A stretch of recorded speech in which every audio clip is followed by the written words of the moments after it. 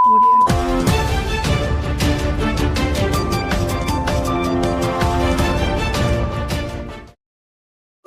400, మనిషికి 500 వేసుకొని current pole తెప్పించుకున్నాం. మనిషికి 200 వేపించుకొని బజార్న పైపులు, నీళ్ళ పైపులు, వాటర్ పైపులు కొనుక్కొచ్చుకొని ఆడవాళ్ళం మగవాళ్ళం తీసుకొచ్చుకొని గడ్డపారతో దొబ్బుకుంటా సోలార్ మనిషికి 1200 రూపాయలు వేసుకొని బజార్కి ఒక్క సోలార్ పెట్టుకున్నాం. ఇవాళ వచ్చి మా కడుపులో మంట పెట్టారు. మేము ఇంత ఇదిగా బతుకుతాం అనుకో, ఇట్లా కోలిపోతామని మేము అనుకోలే. ఈ ప్రభుత్వం మమ్మల్ని ఇట్లా 3 మంత్రులు కలిసి మమ్మల్ని ఇట్లా బొందలో పెట్టారని మేము నిద్ర బతకలేదు. ఇంతవరకు నిన్నటి నుంచి మేము ఏడ్చుకుంటా మంచినీళ్ళు కాదు దాక్కుంటున్నాం. ఈ రోజు వరకు కాదు ఇంతవరకు రాలా. వాళ్ళ ఇళ్ళో వచ్చి ఊళ్ళోకి వచ్చి చనిపోతున్నారు కానీ పట్టణ అన్నం పెట్టిన వాళ్ళు లేరు, గిలాసిన మంచినీళ్ళు ఇచ్చిన వాళ్ళు లేరు, మాకు అన్నదానం చేసిన వాళ్ళు కాదు లేరు. 3 మంత్రులు మా ఓటు లేవా? మాకు హక్కు లేదా? మేము వేయలేదా ఓటు?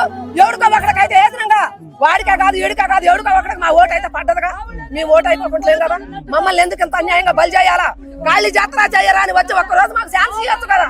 అర్ధాంతరంగా వచ్చి మీద పడితే మేమేం చేసాం? మాకేం ఇయ్యలేదు, మాకు నోటీసులు ఇవ్వలేదు, మాకు చెప్పలేదు, అసలు మాకు చెప్పలేదు. అడిగినా మేము అడిగితే మీ నాయకులు మీకు చెప్పలేదా? మీ నాయకులకు ఇచ్చిన మేము అన్నారు. మాకు నాయకులు చెప్పలేదు, ఎవరు చెప్పలేదన్నా. అప్పుడు చెప్పారా చెప్పలేదా మాకు తెలియదు. ఇప్పుడు మీరు చెప్పడుతున్నారు, మేము వింటాం మీ మాట. ఆగండి, మేము చదువుకుంటాం అన్నా కానీ చెప్పడగొట్టారు.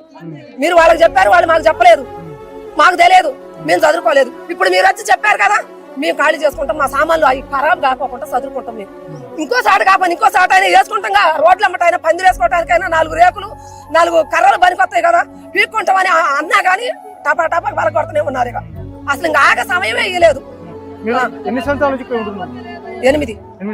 సంవత్సరాలు పాత గౌరవం ఉన్నప్పుడు ఏమన్నా ఇప్పుడు అప్పుడే మంచిగుంది. కూర్చోడానికి వచ్చిన పాత గౌరవం ఉన్నప్పుడు అప్పుడే ఎవరు రాలేదు. అక్కడ తవాయిలో మీరు రేపు వేసుకున్నప్పుడు వచ్చినప్పుడు ఆఫ్ చేశారు. ఇక అదే వాళ్ళు చెప్తే విన్నారు. వాళ్ళకి మాకు బాండ్ ఉంది. అప్పుడు వాళ్ళు చెప్పినప్పుడు వాళ్ళ జోలికి మనం బాగుతాం. మనం చెప్పిన మాట వాళ్ళు విన్నారు, వాళ్ళు చెప్పిన మాట మనం విన్నాం.